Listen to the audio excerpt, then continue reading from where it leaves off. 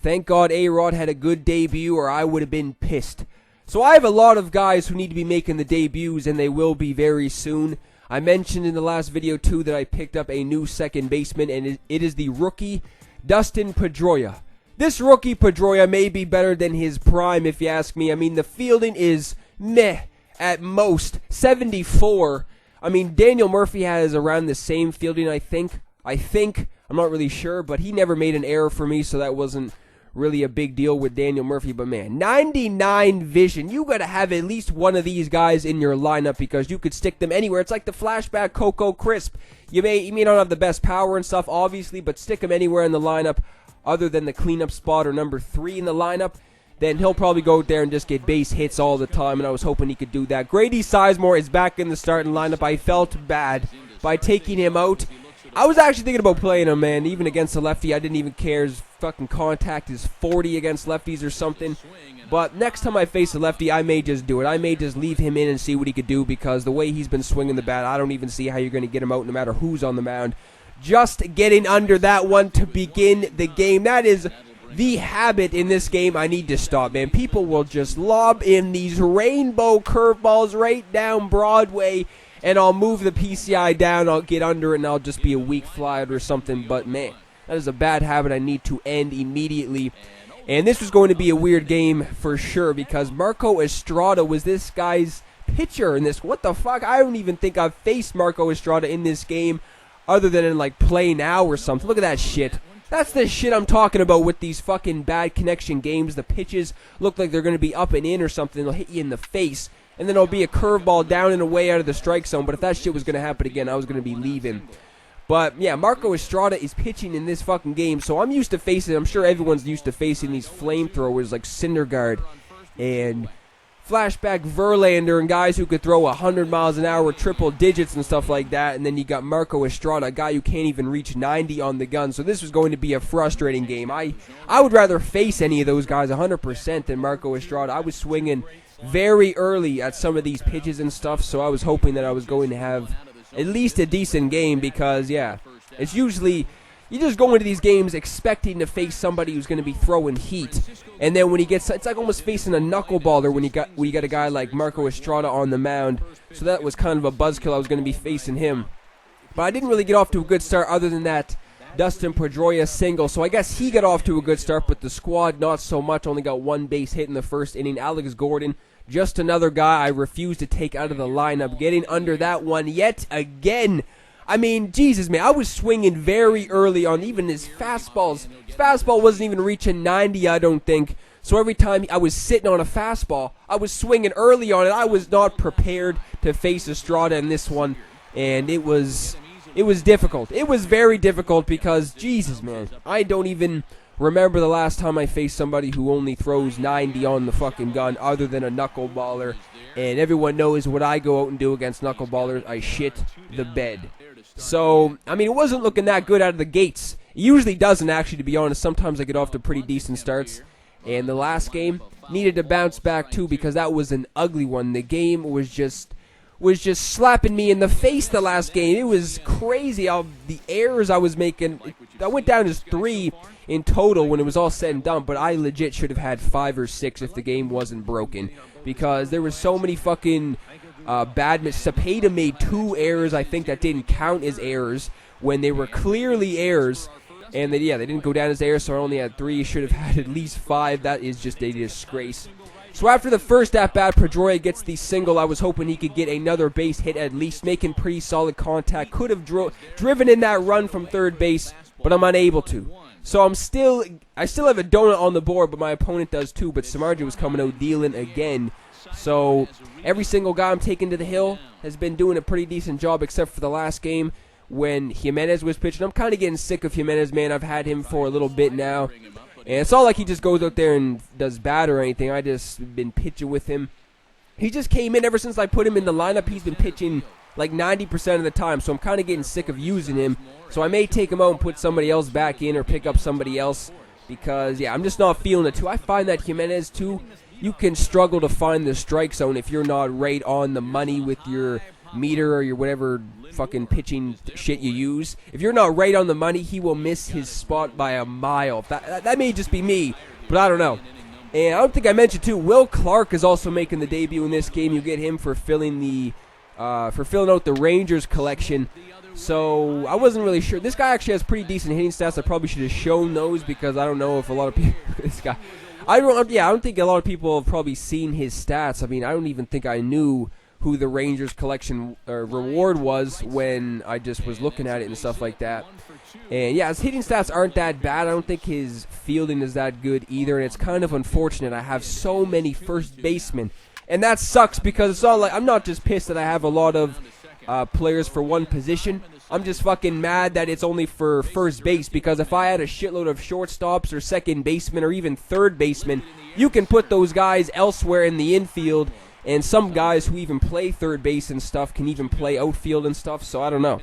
It just sucks because first basemen usually have terrible fielding, so you can't put them at second base or shortstop, obviously, unless you're a fucking drug addict or something. I mean, you're not going to fucking go out there and put a first baseman at shortstop or second base and expect to do well. And yeah, man, this game was just sailing right along. I mean, there wasn't that much going on after that Alex Gordon home run, so he is also continuing doing damage at the plate. So Alex Gordon and Grady Sizemore, the two lefties coming in, been doing fucking craziness ever since they came in. Grady Sizemore again, I took him out of the lineup. It was a bad decision, man, but I was going to be putting him back in for sure. Don't tell me he can do it once again. Hit in the air to right center field. This ball is carrying well. Back it goes, and it is out of here. The insanity continues for Grady Sizemore at the plate. I am telling you, there hasn't been one game that Grady Sizemore has played in where he hasn't gone out there and hit a fucking ball to orbit. He's not going out there and hitting these wall scrapers and shit. He's going out there and hitting these balls 450 feet at least, these no-doubters. But I'm sure everyone's sick of hearing it by now. I don't even need to say anything more about this Grady Sizemore card. It is juiced to the max. Probably the best card I've ever used in an MLB game, to be completely honest with you. Even though I've only used him for a little bit, it's just insane what he's been doing.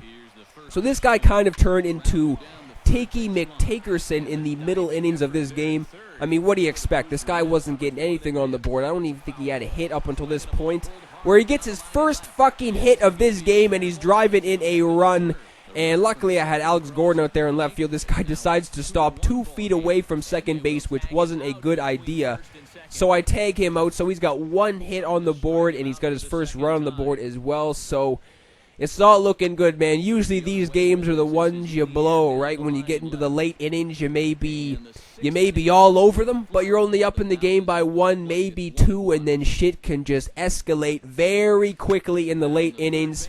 And A-Rod is coming up with another base hit, so he's doing pretty decent, man. Considering what I did with the Rangers A-Rod, that was just a disgrace to humanity, how bad I did with that Rangers A-Rod, but he's came out and he's done pretty good. This Yankee A-Rod got 3 hits in his first 2 games, so that's not too bad. So I think he went 3 for 6 or something in his first 2 games with the squad, so that's not bad at all. Hitting 500 so far. When fucking the Rangers A-Rod, I win at least 4 or 5 games, I think. Or I'm probably failing, but I don't know. I win a couple games, I'm pretty sure, before I got a base hit with him.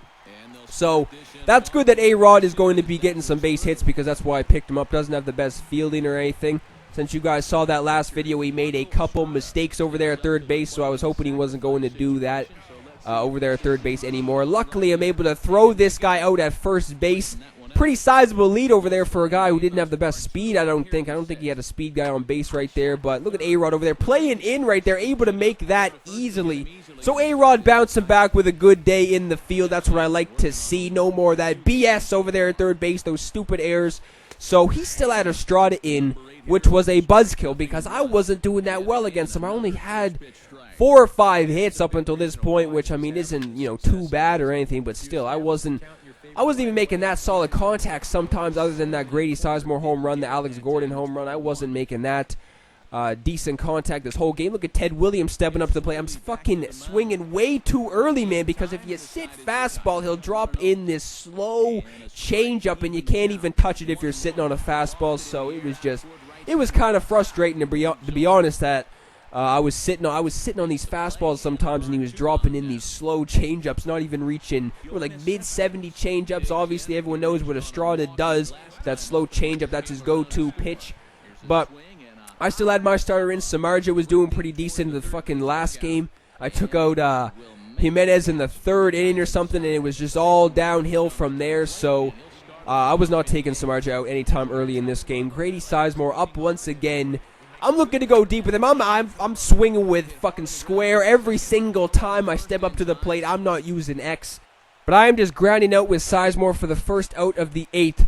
So now Pedroia is up in his 4th at-bat of this game, looking to get another base hit on the board, and he does. So 2 for 4 in the debut. That is pretty solid. Same as A-Rod yesterday in his debut. So now A-Rod is up. I need to get Pedroia home any way possible. I am swinging for the fences, obviously, with A-Rod at the plate. But that is just a weak ground ball to short to end that inning. So now fast forward to the 9th. Kelvin Herrera is in. This is where the bullpen comes into play, and what a fucking shocker. First guy stepping up to the plate in the bottom of the 9th gets a base hit. So I'm putting Andrew Miller in against righties. I don't even care. I would rather face righties with Andrew Miller, because if you get that slider down and away in the right spot, or down and in the right spot, that is going to be deadly against the righties.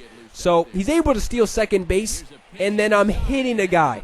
So this is not looking good at all. Lindor is up. There's only 1 down. I'm just getting him to fly out to Pedroia at second base. But I just had a feeling there was going to be one motherfucker in this guy's lineup who was going to do something big. I just had that feeling. And if it was going to be anybody, it would be Corey Seager. If it was going to be anybody I was going to face in this damn game that was going to do damage against me in the 9th, it would either be Ichiro or Corey Seager. So now Corey Seager is up. I'm able to get ahead in the count, though, 0-2. So he's doing some stupid shit right here. What is this motherfucker doing? Stealing 3rd with 2 guys on base. All Corey Seager had to do was get a base hit, and that run from second base probably would have scored. I don't even know what this game's problem is. They need to stop giving the pitcher player of the game every single time. I understand that they do pretty decent, 8 strikeouts, only 2 hits given up. But even when you got guys going out there and getting 4 fucking hits a game, they don't even give them player of the game. I don't know. Samardzija still pitched good, though.